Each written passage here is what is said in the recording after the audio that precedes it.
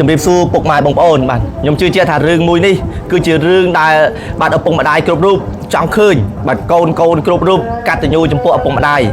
បាទហើយមិត្តភក្តិរបស់ខ្ញុំរបស់ឃីងពុកម៉ែបងប្អូនដឹងហើយបាទពីអ្វីដែលគាត់បានប្រព្រឹត្តតាំងពីអតីតកាលរហូតមកដល់ថ្ងៃនេះបាទគាត់រកផ្លូវឃើញបាទរកផ្លូវឃើញរកផ្លូវដែលណាផ្លូវល្អឃើញឥឡូវខ្លាយជាកូនម្នាក់ដែលនឹកស្មានមកដល់ចាំមើលខ្ញុំសួរអារម្មណ៍អ៊ំដែលជាម្ដាយរបស់បុកឃីងតើគាត់មានអារម្មណ៍ម៉េចដែលគាត់ធ្លាប់តែលែណាទឹកភ្នែករបស់គាត់ហូរតែពេលដែលគាត់នៅតែឯងទេនៅជាមួយនឹងញាតិចិត្តខាងគាត់មិនដែលបង្ហូរទឹកភ្នែកឲ្យនរណាឃើញទឹកភ្នែករបស់គាត់ទេខ្ញុំជឿជាក់បែបហ្នឹងដោយសារតែទុកកង្វល់របស់គាត់មិនដែលលាតត្រដាងឬក៏មិនដែលទៅអ៊ូរទាំទៅប្រាប់នរណាម្នាក់ទេបាទសំបីតកូនអញ្ចឹងចាំមើលខ្ញុំសួរអារម្មណ៍របស់គាត់ពេលដែលកូនរបស់គាត់បាទមានលុយមានប្រាក់ខែមកជូនគាត់ជារៀងរាល់ខែបែបនេះបាទជំរាបសួរអ៊ំម្ដងទៀតបាទអ៊ំឥឡូវក្មួយសួរអារម្មណ៍អ៊ំពេលដែលអញ្ចឹងពេលដែលកូនបើកលុយមកកូនមកដល់ផ្ទះបាទមានលុយមកជូនអ៊ំសួរអារម្មណ៍ពិតរបស់អ៊ំនៅក្នុងពេលហ្នឹងអ៊ំពីមុនអ៊ំដែរគិតថាបានឬបែបហ្នឹងកើតឡើងទេអ៊ំដែរគិតទេអត់ដែរគិតទោះតែសោះគិតទោះតែសោះបាទពុកម៉ែបងប្អូននេះគឺជាសម្ដីរបស់គាត់មិនដែរគិតគាត់មិនដែររំពឹងថាកូនអាចមានថ្ងៃហ្នឹងមកជូនគាត់ទេហើយអ្វីដែលក្មួយនិយាយមិញថាអ៊ំមិនដែលបង្ហាញភាពសោកសៅទៅកាន់នរណាម្នាក់ឯងតែនៅក្រោយខ្នងរបស់អ៊ំនិយាយធៀបពិតរបស់អ៊ំធ្លាប់លួចបង្ហូរទឹកភ្នែកម្នាក់ឯងខ្ញុំធ្លាប់តែគេដឹងទេបាទខ្ញុំជឿជាក់បែបហ្នឹងមកគាត់គឺជាមនុស្សស្រីម្នាក់ដែលរឹងមាំបំផុតនិយាយរួមទៅគឺពិបាករកមនុស្សស្រីដូចគាត់មែនតើដោយសារតែកូនគាត់ពីរនាក់ដែលដើរផ្លូវខុសបាទកូនស្រីម្នាក់កូនប្រុសម្នាក់កូនស្រីបើឥឡូវគាត់បានបញ្ចប់ជីវិតខ្លួនឯងដោយការធ្វើអត្តឃាតខ្លួនឯងដោយសារតែគាត់បានដើរផ្លូវខុសហើយបុកគីងមិត្តភក្តិរបស់ខ្ញុំនេះវ័យ34មកណា34ឆ្នាំហើយទើបគាត់មានឱកាសបាទរកប្រាក់ដើម្បីជូនអ្នកម្ដាយបាទគឺថ្ងៃមុនមកធ្វើបានថ្ងៃជូនអ៊ំបានបាត់30ម៉ឺនហើយខែនេះគឺបើកបាន1លានរៀលតែក៏ដកចំណាយរបស់គាត់ផ្សេងអញ្ចឹងគាត់នៅសល់ថ្ងៃហ្នឹងបានបុកគីង60ម៉ឺនបានជូនម្ដាយហើយធ្វើបានមួយខែប្រហែលថ្ងៃហ្នឹងគឺខ្ញុំទិញទូរស័ព្ទ iPhone 13 Pro Max តម្លៃ$7,500មួយគ្រឿងឲ្យអញ្ចឹងគឺបើនិយាយទៅគឺប្រាក់ខែគាត់បានលុយគាត់បានជូនម្ដាយហើយខ្ញុំថាខ្ញុំកាត់10ខែព្រមទេអូខេឥឡូវជូនលុយបានអ៊ំជូនម្ដាយហ្នឹងហើយអ៊ំឲ្យបោខ្ញុំជិះបាញ់ជែកជុំកូនទៅធ្វើការងារអីសម្រាប់បានដូចក្តីប្រាថ្នាទាំងអស់គ្នាណាបាទអ៊ំបាទឥឡូវឯងរត់លុយមិនកូនជូនមែនកុំឲ្យខ្ញុំថា60ម៉ឺនដល់ពេលលុយអត់គ្រប់តោះ20 30 40 50 60ម៉ឺនបាទគឺជាលុយលើកទី2ដែលបុកឃីងបាទគឺមកជូនអ៊ំបាទលែជូនម្ដាយរបស់គាត់ប្រហែល2ដងគាត់អាយុ34ឆ្នាំប៉ុន្តែចាប់ពីពេលនេះទៅគឺជារៀងរាល់ខែហើយបាទខែនេះដោយសារតែគាត់ទិញក្បោបទិញអីខ្លះរបស់គាត់ហើយចាយវានិយាយរួមមកចាយវាបើសិនជាប្រាក់ខែនោះឲ្យគាត់ចាយគ្រប់ទេ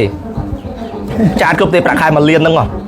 តែរាល់ថ្ងៃគឺលើខ្ញុំទាំងស្រុងទាំងការចាយវាអត់លុយគេមកងាច់មេចាញ់សំលុយបងប្អូនលុយផ្ខ្វេបាទឥឡូវគឺចេះមាត់ចេះស្ដីចេះនិយាយចេះបាទអីបានល្អចាប់ផ្ដើមល្អប្រសើរបានច្រើនខ្ញុំប្រឹងប្រែងទៅគេមិនយើងមិនតស៊ូទៅបាទឥឡូវហ្នឹងគឺពុកម៉ែបងប្អូនឃើញហើយលែណាអាបុកឃីងគាត់អាចកែប្រែជាមនុស្សល្អដូចបាទពាក្យចាស់តែងពោលថាមនុស្សខុសបើសិនជាយើងខុសមិនចេះកែអាហ្នឹងទើបជាកំហុសប៉ុន្តែបើយើងដឹងខ្លួនខុសហើយយើងចេះកែមករកផ្លូវត្រូវជារឿងមួយដែលបាទល្អបំផុតដែលលក្ខណៈល្អដល់អ្វីប្រៀបទៅមិនបានណាឥឡូវនេះគឺបុកឃីងមានអីចង់និយាយទៅកាន់បាទអ្នកម្ដាយទេបាទនេះមានអីចង់និយាយទេនេះយើងមានបានលុយជូនគាត់ស្បែកចិត្តកមុនដែរហ្នឹងហើយដែលបានឥឡូវស៊ូវិញអារម្មណ៍មិនដែរពេលបានលុយជូនម៉ែចឹងមានអារម្មណ៍ស្បែកចិត្តស្លាស់ខ្លួនហ្នឹងដែលយើងបានតបស្នងសងគុណគាត់ទោះបីមិនគុណមួយហ្នឹងដែលអ្វីដែលយើងធ្វើអំពើល្អដែលយើងធ្វើមួយគាត់តិចតួចក្តីប៉ុន្តែគឺជាសេចក្តីល្អដែលកូនគ្រប់រូបត្រូវតែធ្វើមែនទេហ្នឹងហើយយើងសប្បាយចិត្តលាក់ស្លាស់ខ្លួនមកហ្នឹងពីមុនធ្វើអំពើដែលមិនគប្បីខុសឆ្គងលើគាត់យើងលក្ខណៈថាចេះតែធ្លាក់ដុនដាបទៅហ្នឹងតែឥឡូវយើងចាប់ដើមទៅចម្រើនទៅបាទឥឡូវប្រើទូរស័ព្ទសិតតែ iPhone 13 Pro Max ទៀតមិនធម្មតាហ្មងណាបាទអញ្ចឹងជីវិតចំពេលខ្លះលក្ខណៈថាពេលដែលយើងរកផ្លូវត្រូវឃើញហើយយើងមានដូចយើងនិយាយថាខ្ញុំចង់និយាយថាដូចខ្ញុំបុកឃីងដែលជាមិត្តភក្តិពេលដែលយើងមិនចោលគ្នាបែបហ្នឹងគឺយើងឃើញមិត្តភក្តិល្អបែបនេះគឺមានតែសប្បាយរីករាយមានតែការសាទរគ្នាចាំខ្ញុំអត់មានអីគឺជូនពរអ៊ំបាទសុខភាពល្អណាស់ហើយ ឥឡូវអ៊ំលេងបារម្ភរឿងបុកឃើញមែនទេ ông lấy vào làm ai សប្បាយ សប្បាយចិត្ត បាទទៅណាគឺមានស្នាមញញឹម nênតែណាលុយសកេតសាគ្រប់គ្នា គេសើពេញភូមិឥឡូវ ថ្ងៃថាពេញភូមិ បាទគេសើនឹកតាមមកដល់ធ្លាប់តែគេខ្លាចបាទធ្លាប់តែគេខ្លាចគឺគេមិនហ៊ានចូលចិត្តទេតែឥឡូវគឺ គេមិនហ៊ានដល់ក្បាយហ៎ បាទតែឥឡូវគឺគេចង់ស៊ូគេចង់ស៊ូគេចង់ដឹង នេះគេចង់ដឹង បាទ ដឹង គេចង់ដឹងហើយចាំមើលបន្តិចទៀតដល់បុកឃើញទៅផ្ទះជូនម៉ែទៀតមានឡានជីទៀតក៏យីអូខេអរគុណបងម៉ែបងបាទសូមជម្រាបលាបាទ ប្រឹងប្រែង បាទពុកម៉ែបងប្អូនមូលហេតុដែលខ្ញុំលក់កំណត់សម្រាប់មកដល់ថ្ងៃនេះដោយសារតែខ្លួនខ្ញុំផ្ទាល់ដែលធ្លាប់មានបញ្ហាស្បែកមុខពីមុន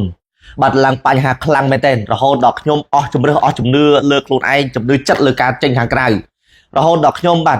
ប្រើប្រាស់បាទឈុតមុខកំណត់សម្រាប់នេះរហូតដល់ខ្ញុំជា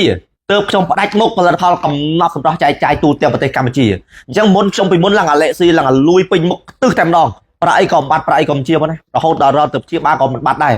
រហូតដល់ពេលនេះខ្ញុំជាខ្ញុំស្អាតខ្ញុំដោះស្រាយបានខ្ញុំមិនខ្លាចនៃការចែករំលែកមិនខ្លាចនៃការលក់ទៅកាន់ពុកម៉ែបងប្អូនទូទាំងប្រទេសកម្ពុជាទេហើយការលក់នេះដែរគឺការធ្វើកិច្ចការងារមួយចូលរួមในការជួយសង្គមឲ្យបានច្រើនបំផុតហើយទាំងធ្វើសកម្មភាពរបស់ខ្ញុំធ្វើរាល់ថ្ងៃពុកម៉ែបងប្អូនឃើញហើយបាទគឺមានតែសកម្មភាពនៃការជួយអញ្ចឹងបងប្អូនណាកំណត់សម្រាប់បានទាំងសម្រាប់បានទាំងរង្វាន់ដោយសារតែពាក្យតែកំណត់អញ្ចឹងគឺបងប្អូនទិញទៅគឺនឹងមានរង្វាន់មានរហូតដល់ប្រាក់ខែ1111ឡាយរយៈពេល3ឆ្នាំនិងប្រាក់រង្វាន់ធំ40លានរៀលហើយបងប្អូនអរគុណបងប្អូនមានគ្រប់លេងដល់លេងក្នុងគ្រប់ Telegram ជិះតែប្រាក់1លានរៀលជារៀងរាល់ថ្ងៃតែមួយថ្ងៃយកម្នាក់ចឹងមកណាជួយគ្រប់គ្រងកំណត់សម្រាប់មកជុត68000ព្រីស្វាដឹកទូទាំងប្រទេសកម្ពុជាដោយបងប្អូនចូលរួមในការធ្វើអំពើល្អអញ្ចឹងបងប្អូនខ្ញុំអរគុណបងប្អូនខ្លាំងមែនទែនបាទ